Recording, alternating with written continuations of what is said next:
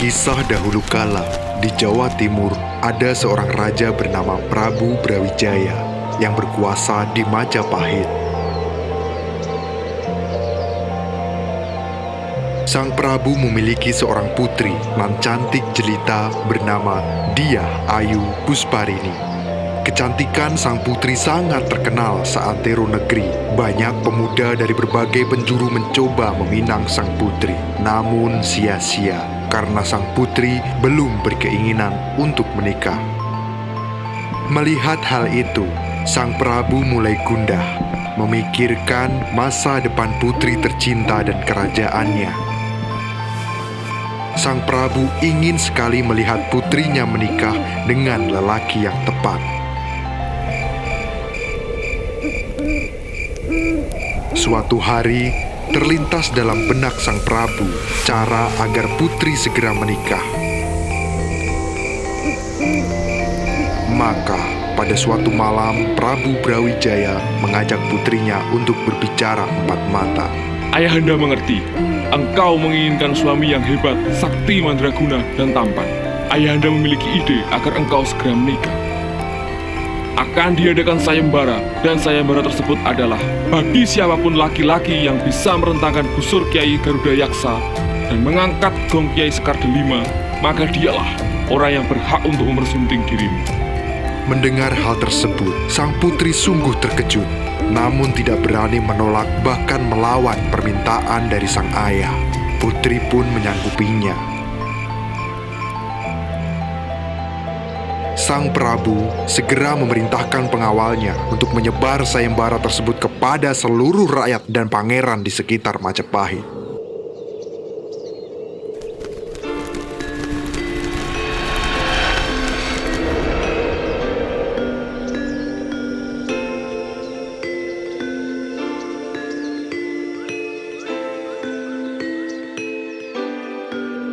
Hari berganti hari, sang putri menjadi bingung dengan keputusan tersebut. Dia sering merenung, berharap bahwa kelak suaminya adalah orang yang hebat dan sesuai keinginannya. Walaupun sang putri mengetahui bahwa busur Kiai Garuda Yaksa dan gong Kiai Sekar Delima adalah pusaka yang memiliki kekuatan dahsyat, sehingga pemenangnya pasti bukan sembarang orang. Tetapi entah mengapa hatinya merasa resah.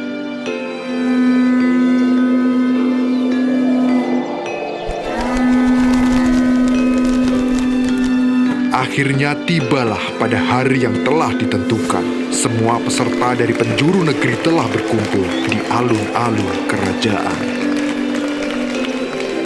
Terlihat sang Prabu duduk di singgasananya bersama permaisuri serta putri Dyah Ayu Pusparini. Para pengawal menyiapkan alat sayembara, yaitu busur Kiai Garuda Yaksa dan gong Kiai Sekar Delima.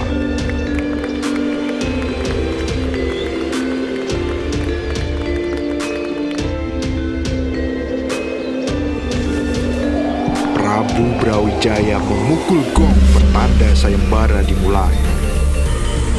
Secara bergantian, peserta mulai merentangkan busur dan mengangkat gong tersebut.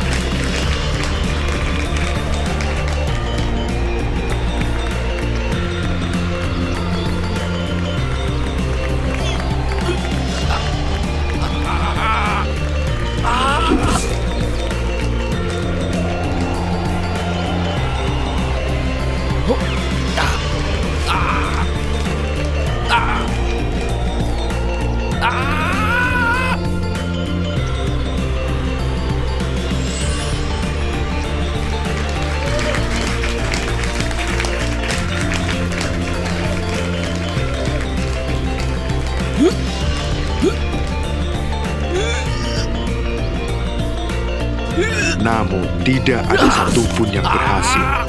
Bahkan tak jarang ada beberapa yang mengalami musibah, seperti tangan yang patah ketika mencoba merentangkan busur dan pinggang yang cedera akibat memaksakan mengangkat gong besar dan berat.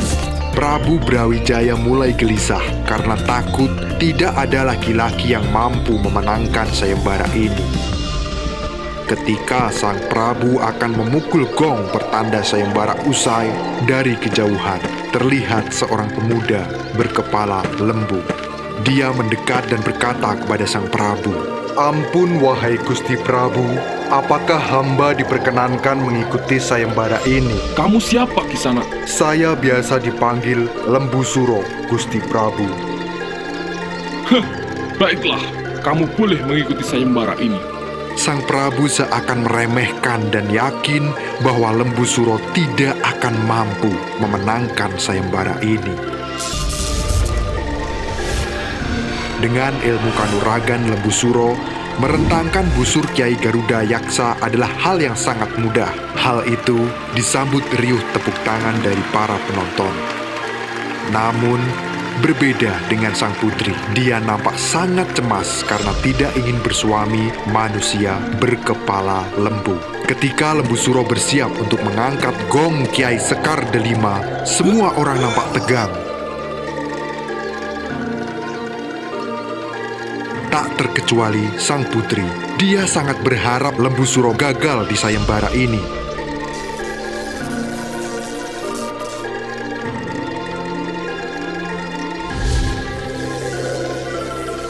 Tetapi takdir berkata lain. Lembu Suro mampu mengangkat gong tanpa ada halangan berarti. Semua penonton bersorak-sorai. Sedangkan Putri Diah Ayu Pusparini hanya bisa terdiam. Hatinya begitu hancur. Dia tak kuasa menerima kenyataan menikah dengan manusia berkepala lembu. Sambil menangis, sang putri meninggalkan acara sayembara. Melihat hal itu, Sang Prabu hanya bisa terkulai lemas karena telah mengecewakan putri semata wayangnya. Walaupun begitu, demi menjaga martabat sebagai seorang Prabu, Prabu Brawijaya tetap menikahkan Putri Diah Ayu Pusparini dengan pemenang sayembara, yaitu Lembu Suro.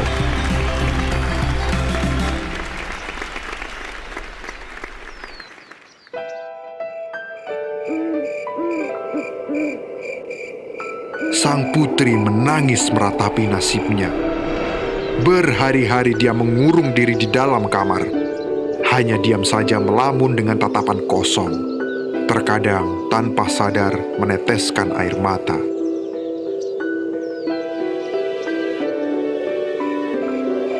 Melihat keadaan tuannya yang memprihatinkan, seorang inang pengasuh menasihati sang putri.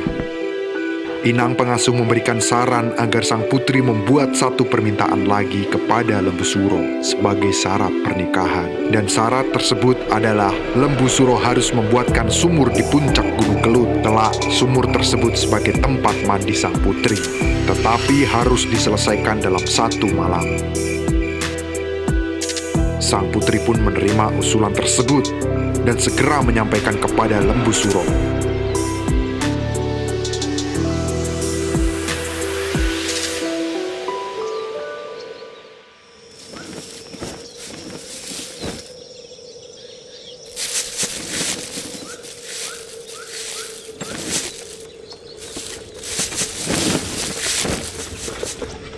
Tanpa berpikir panjang lagi, berangkatlah rombongan keluarga istana dan Lembu Suro ke puncak Gunung Kelut.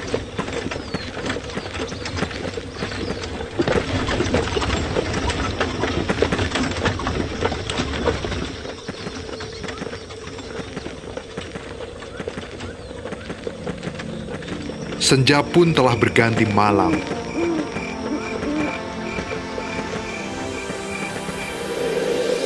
Setibanya di puncak Gunung Kelut, Lembu Suro mulai menggali tanah dengan kedua tanduknya.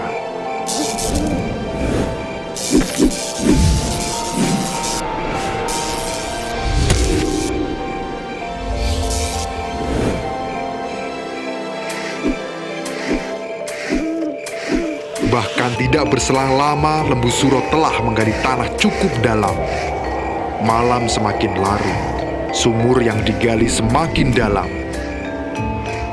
Hal ini membuat sang putri semakin panik. Sang putri mendesak ayahnya untuk menggagalkan Lembu Suro menyelesaikan syarat sebelum fajar tiba, karena tidak mau mengecewakan putri semata wayang untuk kedua kalinya.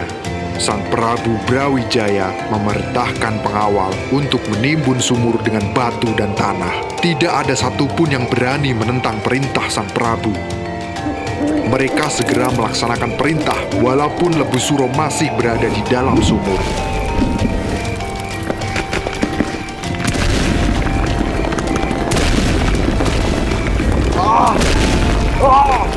Tidak! Tolong! Pengawal tidak menghiraukan teriakan Lembu Suro. Mereka terus menutup sumur hingga Lembu Suro terkubur di dalamnya.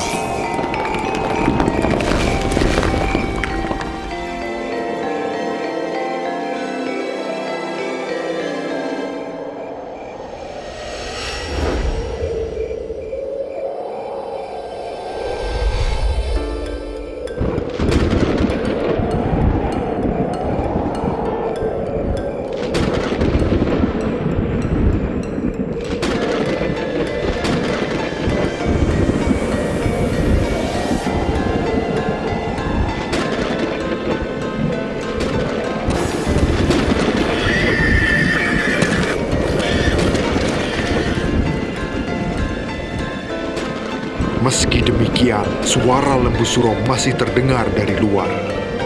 Lembu Suro mengucapkan sumpah serapahnya kepada Sang Prabu dan seluruh rakyat Kediri. Iya, Kediri besok bakal pedok piwalesku sing makaping-kaping. Yoiku Kediri bakal dadi kali, Blitar dadi latar, Tulungagung dadi gedung. Karena ancaman tersebut, Prabu Brawijaya dan seluruh rakyat berusaha menangkal sumpah dengan membuat tanggul pengaman yang kokoh hingga menyerupai gunung dan sekarang disebut dengan Gunung Pegat. Prabu pun juga mengadakan tolak bala dengan larung sesaji di kawah Gunung Kelut. Akan tetapi setiap kali Gunung Kelut erupsi, warga menganggap itu adalah amukan Lembu Suro sebagai balas dendam atas apa yang dilakukan oleh Prabu Brawijaya dan putrinya.